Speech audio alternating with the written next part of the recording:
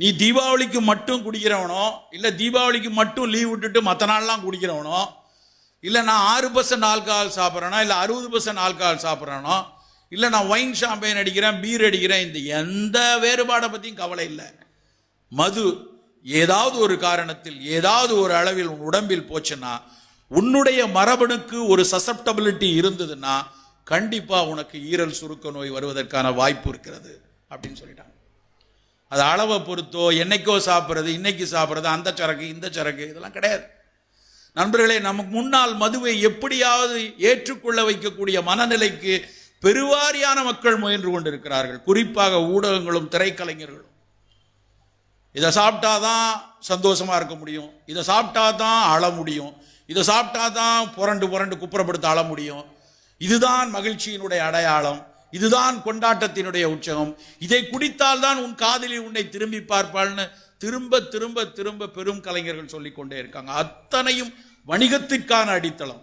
120 கோடி மக்களை குடிக்க வச்சிட்டோம்னா, சாம்பார், ரசம், ஷாம்பைன், வெயின்னு ஒரு ஆர்டர் கொண்டு வந்துட்டோம்னா, யாரோ ஒரு 5-6 கம்பெனிகள் குளித்து வாழலாம். அதற்காக சொல்கிறார்கள். ஒரு விஷயத்தை நன்றாக தெரிந்து கொள்ளுங்கள்.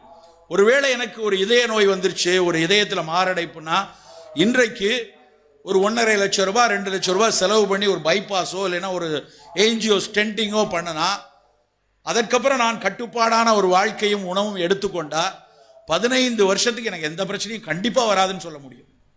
ஆனால் ஈரல்ல ஒருவேளை நமக்கு சுருக்க நோய் வந்து விட்டா, சிரோசிஸ் ஆஃப் லிவர் அப்படின்னு சொல்லக்கூடிய ஈரல் சுருக்க நோய் உங்களுக்கு ஏற்பட்டு விட்டால் அதிகபட்சம் 2 ஆண்டுகள் தான். அப்படி நான் ஈரல் சுருக்க நோய் வந்தாலும் உயிர் வாழ வேண்டும் என்றால் யாரோ ஒருவர் எனக்கு ஈரலை தானமாக கொடுக்கணும். ஒரு இறந்து போன நபர் அவருடைய ஈரலை எனக்கு கொடுக்கணும்.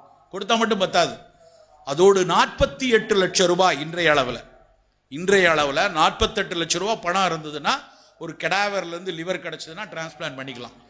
இல்லைன்னா கூட பிறந்த அண்ணனோ தம்பியோ தனக்கு நன்றாக வேலை செய்யக்கூடிய ஈரல்ல, தம்பி குடிச்சு குடிச்சு சீரழிஞ்சு போச்சு, பரவாயில்ல ஏன் ஈரல்ல கொஞ்சம் பிட்டு எடுத்து கொடுக்கன்னு அவர் தானமாக கொடுக்கணும்.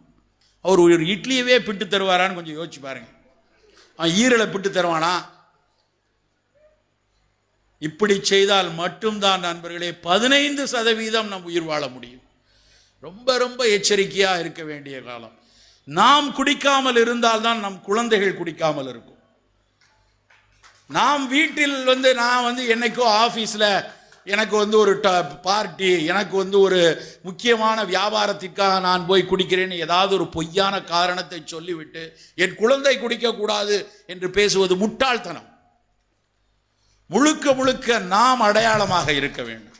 இதுவரை என்ன காரணத்திற்கு நாம் பழகி இருந்தால் கூட இன்றிலிருந்து தயவு செய்து இதிலிருந்து வெளியே வாருங்கள்.